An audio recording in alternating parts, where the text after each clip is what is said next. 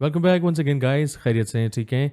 Last video में virtually हमने access लिया, होपफुली आपने एक्सप्लोर किया हो, टाइम दिया हो।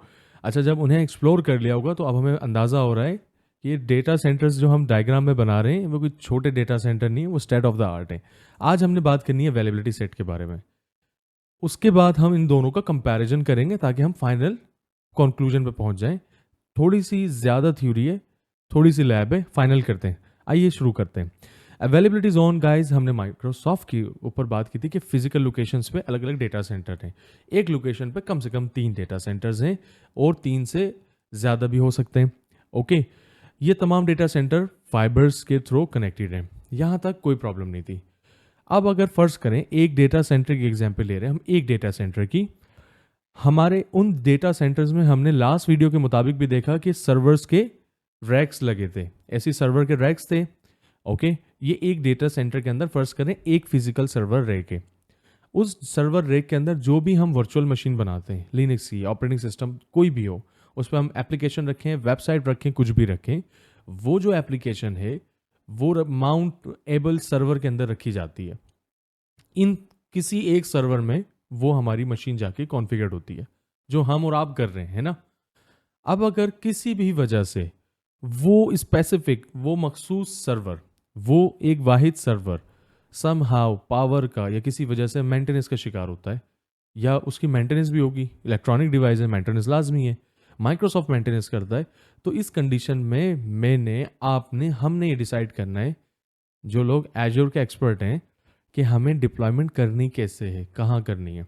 ठीक है, आइए एक एग्जांपल और लेते हैं। डेटा सेंटर है, हम एजोर सेंट्रल यूएस की एग्जांपल ले रहे हैं। सेंट्रल इंडिया भी हो सकता था, फ्रांस भी हो सकता था, जहां जहां डेटा सेंटर है नक्शे में अब आप देखेंगे। डेटा सेंटर का रूम टेम्परेचर माइक्रोसॉफ्ट मेंटेन कर रहा है। रूम टेम्परेचर कह रहे हैं उसका, ठंडक का माहौल जो है माइक्रोसॉफ्ट मैनेज कर रहा है। ओके, अब हुआ ये कि 3 हमारे रैक्स हैं। फॉर एग्जाम्पल एक रॉ में 3 रैक्स लगे हुए हैं या 3 से ज़्यादा हैं। एग्जाम्पल के तौर पर हम 3 ले रहे हैं। हर रैक का जितने सर्वर्स लगे उनका बिजली, पावर और स्विच नेटवर्किंग अलग अलग है। ठीक है, एक डेटा सेंटर में बहुत सारे लगे, उन सब का पावर और स्विच अलग अलग है। इसका मतलब यह हुआ कि किसी एक रैक की पावर ख़राब होती है या डिस्कनेक्ट होगी तो दूसरा रैक इम्पैक्ट नहीं हो रहा। यहाँ भी हमारे लिए प्लस पॉइंट है। हर एक रैक को हम फॉल्ट डोमेन के नाम से यहाँ बुला रहे हैं ताकि हम अपने कॉन्सेप्ट तक आ जाएं। पहला है पूरा रैक फॉल्ट डोमेन 0, फिर है 1, फिर है 2। टोटल फॉल्ट डोमेन हमारे इस डायग्राम के मुताबिक हो गए 3, है सही है। ओके, अब अगर हम माइक्रोसॉफ्ट इन तमाम सर्वर्स के अंदर अगर हम अवेलेबिलिटी सेट बनाएं, अगर हम अवेलेबिलिटी सेट बनाएं इन सर्वर्स के दरमियान, तो होगा ये कि एक लॉजिकल ग्रुपिंग बनेगी, एक लॉजिकल ग्रुप होगा और वो इनको एज अ फैमिली लेके चलेगा इन तमाम सर्वर्स को, है ना। एक रैक, 3 रैक्स के एक पैनलिंग पूरी एक अवेलेबिलिटी सेट का ग्रुप है, दूसरा है, तीसरा, और इन ग्रुपिंग को हम अपडेट डोमेन्स कहते हैं। क्या कहते हैं? अपडेट डोमेन्स कहेंगे। ओके, अब अगर हम कोई एप्लीकेशन डिप्लॉय करना चाह रहे हैं, मिसाल के तौर पर हमारी पब्लिक आईपी से customer connected load balancing solution लगाया, फ़र्ज़ करें एक वर्चुअल मशीन मैंने बनाई और उस वर्चुअल मशीन पर बहुत इंपॉर्टेंट डेटा है। डेटा, एक ऐसी वेबसाइट बनानी है जो पूरे मुल्क की स्टेट बैंक की हो सकती है, बहुत इंपॉर्टेंट वेबसाइट है जो हम चाहते नहीं है कि वो डाउन हो। एग्जाम्पल पे अब आप कोई भी एग्जाम्पल ले लें। अब वो वेबसाइट फॉर एग्जाम्पल हमारी वर्क स्टेशन 01 वर्चुअल मशीन पर हमने होस्ट की है, हमने रखी है, आपने रखी है, डिज़ाइन कर रहे हैं। अगर वो वर्चुअल मशीन बंद हो जाए समहाउ, तो क्या होगा, हम उसका ऑल्टरनेट तरीका ही निकालेंगे कि हम उसको मजीद और वर्चुअल मशीन्स बनाएंगे और उसका बैकअप प्लान बनाएंगे कि अगर एक वेबसाइट, एक सर्वर डाउन हो जाए तो मल्टीपल दूसरे ऑल्टरनेट मौजूद हों, है ना। अब अगर ये जो एजूर की डायग्राम है, अगर हम इससे इन अपडेट डोमेन्स पर कुछ ऐसे डिप्लॉय करें कि हमारे 3 अपडेट डोमेन्स हैं, फोल्ड हैं, फोल्ड डोमेन्स में रैक में लॉजिकल ग्रुपिंग हुई हुई है। अब मैंने क्या करा, वर्क स्टेशन VM1 बना दी, ठीक है, दूसरे रैक पर और तीसरे रैक पर भी हमने क्या कर दिया, तीनों वर्चुअल मशीनें बना दी। अब खुदा ना खास्ता किसी वजह से ये जो लॉजिकल ग्रुपिंग है, देखें अगर सर्वर रैक डाउन हुआ तब तो कोई मसला नहीं है। अगर लाइट, बिजली का और उसका इंटरनेट का मसला हुआ तो वो रैक ख़राब होगा, एक रैक तक मामला ख़राब होगा, लेकिन 2 रैक्स में इशू नहीं है। लेकिन पूरा अपडेट डोमेन लॉजिकल ग्रुप अगर हमारा इम्पैक्ट होता है, अब वो क्यों होगा? माइक्रोसॉफ्ट अपडेट करता है, माइक्रोसॉफ्ट मेंटेनेंस भी करता है, एक अनप्लैंड एक प्लैंड मेंटेनेंस की भी एक रिक्वायरमेंट है। हार्डवेयर प्रोडक्ट्स हैं, ऊपर नीचे खराबी होती है तो मेंटेनेंस उसकी लाजमी है, और वो एक सर्कल होता है, वो हम डिस्कस करेंगे। अब हो क्या रहा है, अगर इस कंडीशन में जो डिप्लॉयमेंट हमने की है, अब इस कंडीशन में माइक्रोसॉफ्ट एज्योर तो जिम्मेदार नहीं है, इधर जिम्मेदारी हमारी थी, हमने उसे डिप्लॉय कैसे किया था, आप समझ रहे हैं? तो इस कंडीशन में ये डायग्राम हमारी फ्लॉप डायग्राम थी, हमने गलत डिज़ाइन करी, हमारी अपनी गलती से हमारा बैकअप ऑल्टरनेट प्लान भी किसी काम का नहीं हुआ। तो अगर इसी डायग्राम को हम कुछ ऐसा बना लें कि हमने अलग अलग अपडेट डोमेन्स के अंदर हमारी वर्चुअल मशीनों को लॉट ऑल्टरनेट वे में रख लिया, ताकि डिजास्टर रिकवरी हमारे पास हो, बैकअप प्लान हो, है ना? अब अगर माइक्रोसॉफ्ट की तरफ से कोई मेंटेनेंस होती भी किसी अपडेटेड डोमेन में, उन सर्वर्स के ऊपर हार्ड ड्राइव में या कुछ कोई भी मेंटेनेंस होती है जो कि हमारा कंसर्न नहीं है, वो माइक्रोसॉफ्ट मैनेज कर रहा है, तो उस कंडीशन में हमारे पास 2 अपडेट डोमेन्स अवेलेबल हैं, हमारा बैकअप प्लान मौजूद है। और ये सब कुछ मुमकिन हुआ लॉजिकल ग्रुपिंग से, अवेलेबिलिटी सेट की बदौलत। ओके, किताबों से कुछ एग्जाम्पल्स हमने रखी हैं उन डायग्राम्स के साथ, ग्रेजुअली ज़रा समझने की कोशिश करते हैं। Each availability set can be configured with up to 3 fault domains and 20 update domains. हर अवेलेबिलिटी सेट 3 फोल्ड डोमेन्स के साथ चलेगा, ठीक है, 3 फोल्ड डोमेन्स, और फोल्ड डोमेन्स के अंदर कितने सर्वर्स हो सकते हैं? 20 अपडेट डोमेन्स के साथ, राइट? अब हम इसे इन्हीं की ज़बान में समझेंगे। 20 अपडेट डोमेन्स में up to 3 fault domains and 20 update domains. Okay, अब VM can only be added to an availability set when it is created. जब हम VM बना रहे होंगे तभी अवेलेबिलिटी सेट का इंतखाब कर सकते हैं, बाद में हमारे पास गुंजाइश नहीं कि हम उसको बदल सकें। अगर हमें उसे बदलना होगा तो हमें अपनी वर्चुअल मशीन डिलीट करके दोबारा बनानी होगी। The order of update domains being rebooted may not proceed sequentially during planned maintenance, but only one update domain is rebooted at a time. Microsoft ये बता रहा है कि अपडेट डोमेन्स एक साथ सारे मेंटेनेंस में नहीं जाते, कम से कम 30 मिनट का वक्फा होता है। एक अपडेट डोमेन पूरा मेंटेनेंस हो गई, उसके 30 मिनट बाद दूसरा वाला जो है वो इनिशिएट होता है। Fold domains define the group of virtual machines that share a common power source and network switch. हमें अंदाजा हुआ फोल्ड डोमेन क्या है, जो सर्वर रेक के ऊपर हमने फोल्ड डोमेन की बात की। फोल्ड डोमेन्स का मतलब ये है कि उनमें पावर सोर्स और नेटवर्क स्विच इंडिपेंडेंट है, अलग अलग है। तो गाइस अब ये काम कर लेते हैं, एक छोटी सी लैब परफॉर्म कर लेते हैं। टॉपिक ताज़ा है, समझ आ रहा है तो आ जाए, डिप्लॉय करते हैं और हैंड्स ऑन ले लेते हैं। अच्छा, डायग्राम ये थी जिसे हमने लैब को फॉलो करना है, इसलिए इसकी स्क्रीन पर रख लिया है। अवेलेबिलिटी सेट हमने बनाना है और सेंट्रल यूएस पे बनाना है। परफॉर्म करने के लिए हम आते हैं हमारे पोर्टल पर, और पोर्टल पर आने के बाद सबसे पहले हम रिसोर्स ग्रुप डिज़ाइन कर लेते ताकि हमारे लिए कन्फ्यूजन ना बने। हम क्रिएट पे क्लिक करते हैं और पहला रिसोर्स ग्रुप हम बना रहे हैं, तो हम यहाँ नाम रख लेते हैं RG1, रिसोर्स ग्रुप 1। डायग्राम के मुताबिक सेंट्रल यूएस में रखना था हमने, तो हमने सेंट्रल यूएस रीजन को सेलेक्ट करते हुए नेक्स्ट करना है, और इसे रिव्यू एंड क्रिएट करते हैं। रिसोर्स ग्रुप जब सक्सेसफुली बन जाएगा, उसको बनाने के बाद हमने ये मेक श्योर करना है कि हमारे पास जब वर्चुअल मशीन्स एक से ज़्यादा हैं तो VMs के अंदर हमने नेटवर्किंग को थोड़ा सा डिज़ाइन करना है। नेटवर्किंग इसलिए बनानी है ताकि हम अवेलेबिलिटी सेट जो है वो एक ही रख सकें। तो उसके लिए हम क्या करते हैं, सबसे पहले आ जाते हैं वर्चुअल नेटवर्क पर।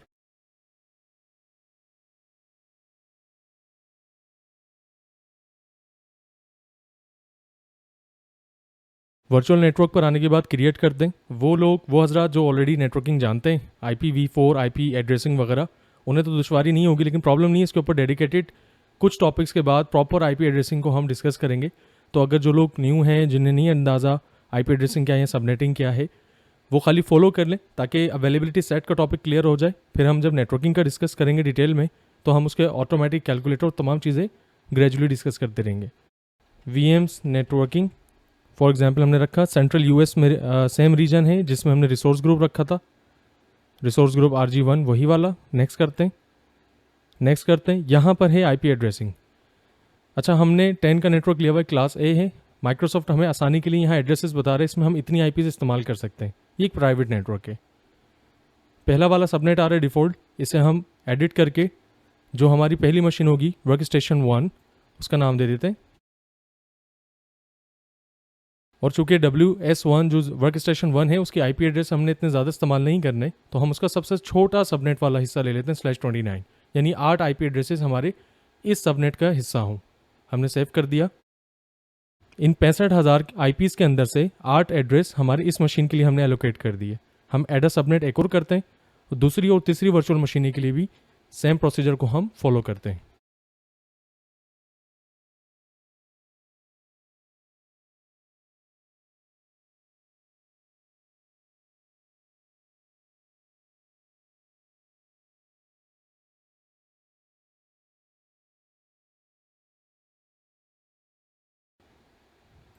डायग्राम के मुताबिक हमें 3 वर्क स्टेशंस वर्चुअल मशीनें बनानी थी अवेलेबिलिटी सेट में। अभी हमने सेंट्रल US रीजन के अंदर एक रिसोर्स ग्रुप बनाकर इन तीनों वर्क स्टेशन के लिए नेटवर्किंग डिफाइन कर दी। क्यों करी वो ग्रेजुअली अभी हम बात करते हैं। इस स्टेप को करने के बाद रिव्यू एंड क्रिएट करते हैं और फिर डिज़ाइन करते हैं हमारा अवेलेबिलिटी सेट।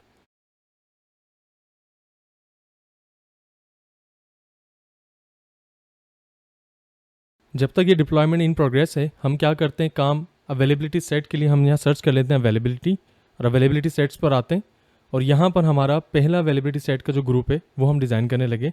हम क्रिएट पे क्लिक करते हैं। रिसोर्स ग्रुप हम ऑलरेडी बना चुके हैं RG1, जो कि सेंट्रल US रीजन का है RG1। नाम हमने रख लिया AS-1 अवेलेबिलिटी सेट 1। अब आप यहाँ देख सकते हैं कि फोल्ड डोमेन हम मैक्सिमम 1, 2, 3 रख सकते हैं, और अपडेट डोमेन्स जो हैं जो हम डिस्कस करते आए वो मैक्सिमम हम 20 तक जा सकते हैं। हम एक ये काम करते हैं कि फोल्ड डोमेन 3 मैक्सिमम पे रखते हैं, और डायग्राम के मुताबिक अपडेट डोमेन्स जो हैं वो भी हम 3 रख लेते हैं। नीचे आ रहा है यूज़ मैनेज डिस्क। अगर हम यहाँ यस करेंगे तो जो अवेलेबिलिटी सेट के अंदर हमारी एलोकेशन होगी वर्चुअल मशीन पर, उन्हीं फोल्ड डोमेन्स, उन्हीं सर्वर रैक्स के ऊपर हमारी हार्ड ड्राइव्स भी एलोकेट होंगी, उन्हीं सर्वर्स के अंदर हमारी ड्राइव्स भी होंगी। तो हम इसे यस करते हुए नेक्स्ट करते हैं और रिव्यू एंड क्रिएट करते हैं। फोल्ड डोमेन हमारे काउंट मैक्सिमम 3 है, अपडेट डोमेन भी हमने 3 का रखा। अवेलेबिलिटी सेट 1 है, सेंट्रल US RG1 में हमने कहा क्रिएट कर देते हैं, और उसके बाद हम ग्रेजुअली तीनों वर्चुअल मशीन्स बनाते हैं और देखते हैं उनकी एलोकेशन डायग्राम के मुताबिक होती है। डिप्लॉयमेंट कंप्लीट हो गई हमारी अवेलेबिलिटी सेट की। डिप्लॉयमेंट डिटेल्स पर आने के बाद यहाँ देखते हैं अवेलेबिलिटी सेट 1 आ गया रिसोर्स ग्रुप में। हमने इसको क्लिक किया। क्लिक करने के बाद वही तमाम तरह डिटेल्स बता रहा है जो हमने अभी कॉन्फ़िगर की हैं। अब हम चलते हैं वर्चुअल मशीन्स बनाने। वर्चुअल मशीन्स बनाने के लिए मैं इस्तेमाल करने लगा हूँ लिनक्स की मशीन्स। वर्चुअल मशीन्स पर आने के बाद हम क्रिएट करते हैं। पहली वर्चुअल मशीन बना रहे हैं, रिसोर्स ग्रुप 1 में ही रखते हैं। वर्चुअल मशीन का नाम वर्क स्टेशन 01 सेंट्रल US। अच्छा, अवेलेबिलिटी जोन जो है वो हर रीजन में नहीं अवेलेबल, वो हमने देखना होता है मैप में। हम अवेलेबिलिटी सेट हर रीजन के अंदर डिज़ाइन कर सकते हैं। तो हमने सेंट्रल US में अब अवेलेबिलिटी जोन की जगह सेट का इंतखाब किया।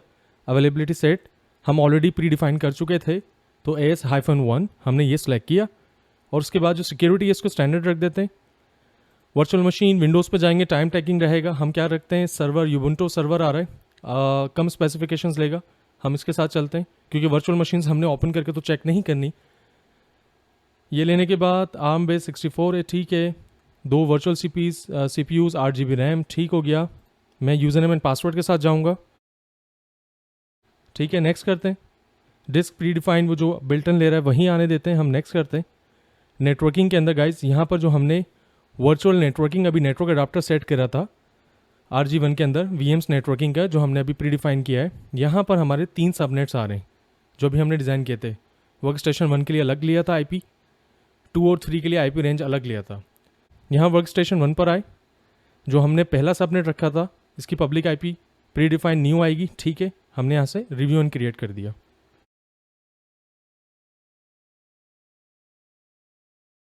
वैलिडेशन पास हो गई, क्रिएट करते हैं, और यही मेथड वर्क स्टेशन 2 के लिए हम फॉलो करेंगे दोबारा जब तक ये डिप्लॉयमेंट हो रही है। डायग्राम पे ज़रा हम आते हैं।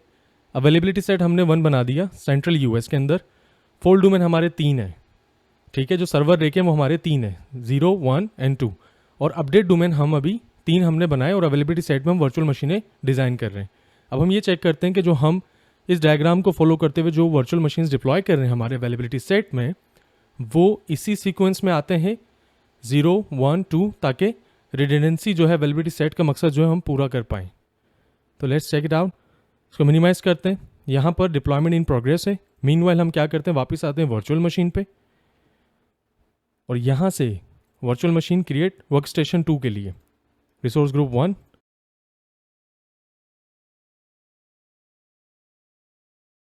अवेलेबिलिटी सेट ऑलरेडी हम बना चुके थे सबसे पहले, तो AS1।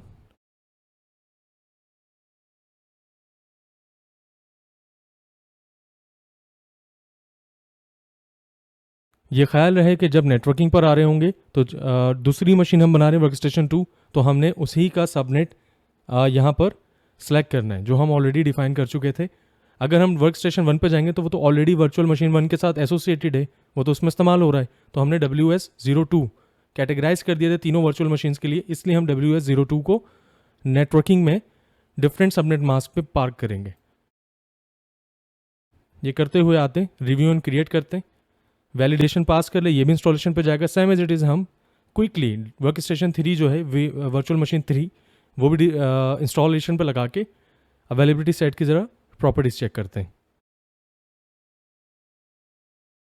वर्चुअल मशीन 2 हमारी इंस्टॉल हो रही है, हम वर्चुअल मशीन पर दोबारा आते हैं। सेम प्रोसेस को गो थ्रू करते हुए वर्क स्टेशन 3 भी हम इंस्टॉलेशन पर लगा लें।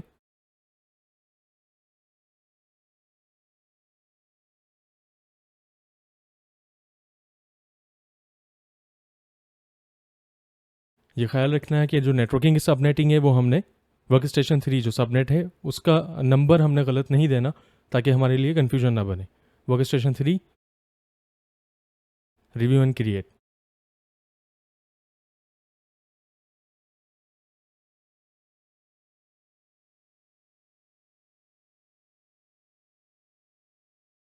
वैलिडेशन पास होती है, वीडियो को थोड़ा सा फॉरवर्ड करते हैं ताकि हमारे इंस्टॉलेशन का टाइम बच सके, और अवेलेबिलिटी सेट की प्रॉपर्टीज चेक करते हैं।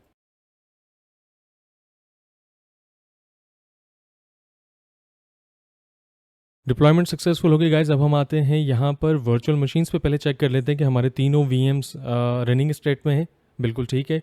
और यहाँ से आने के बाद अवेलेबिलिटी सेट दोबारा चाहें तो हम सर्च कर आ जाए, और रिसेंट सर्विसेज में हमारे पास आ रहा है। अवेलेबिलिटी सेट 1 है, इसे क्लिक करते हुए आते हैं तो हमें अंदाज़ा हो रहा है कि वर्क स्टेशन 1 जो है वो फोल्ड डोमेन 0 और अपडेट डोमेन 0 में है। डायग्राम के मुताबिक अगर हम देखें तो अपडेट डोमेन 0 में वर्क स्टेशन जो VM1 है हमारी, वो फोल्ड डोमेन पहले सर्वर रेक में पहले अपडेट डोमेन के अंदर फॉल कर रही है। ऐसी work station 2 fold domain 1 and update domain 1 में है। ये जो डिप्लॉयमेंट हुई है ये हमने पहले डिज़ाइन किया है कि हमें किस हिरारिकी पे रखना था, और उसके बाद अब इसमें रिडंडेंसी की क्या पॉसिबिलिटीज़ हैं कि अगर कोई अपडेट डोमेन मेंटेनेंस पे भी जाता है तो हमारी कोई दूसरी वर्चुअल मशीन्स इम्पैक्ट नहीं होंगी। वर्क स्टेशन 3 जो हमारी VM3 है फोल्ड डोमेन 2, जबकि अपडेट डोमेन 2 पर ही एग्जिस्ट कर रही है।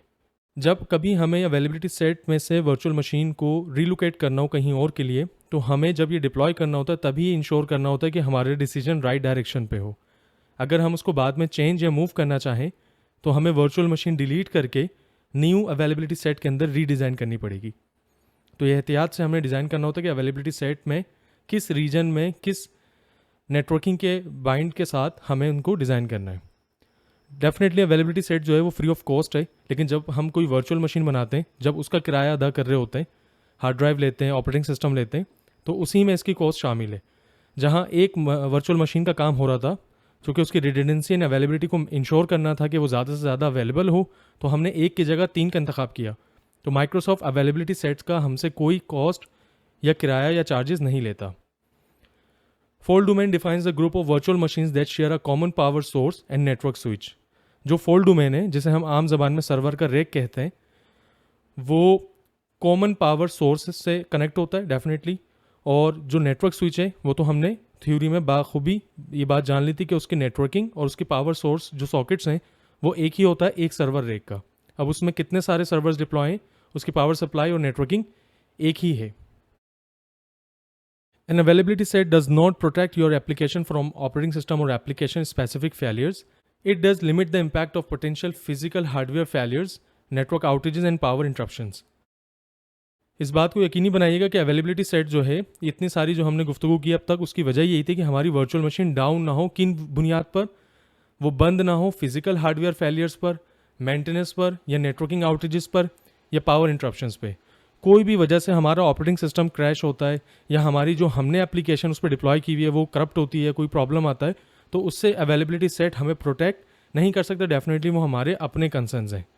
अवेलेबिलिटी सेट का प्योरली मकसद जो था वो हमें सर्वर रैक्स के अंदर अपडेट, रिक्वायर्ड मेंटेनेंस और नॉन मेंटेनेंस से बचने के लिए हमने इसके एहतियाती मामलात को कंसिडर किया। ये था तमाम इन डिटेल अब तक का पिछली वीडियो और इस वीडियो को मिलाकर अवेलेबिलिटी जोन क्या चीज़ थी और अवेलेबिलिटी सेट्स क्या है। अगली वीडियो में होपफुली हम डिस्कस करते हैं इन दोनों का कंपैरिजन कि अगर हमें कंक्लूजन डिसाइड करना हो कि अवेलेबिलिटी जोन कहाँ कहाँ डिप्लॉय करना है और अवेलेबिलिटी सेट, तो वो हम मिलते हैं फिर नेक्स्ट वीडियो में।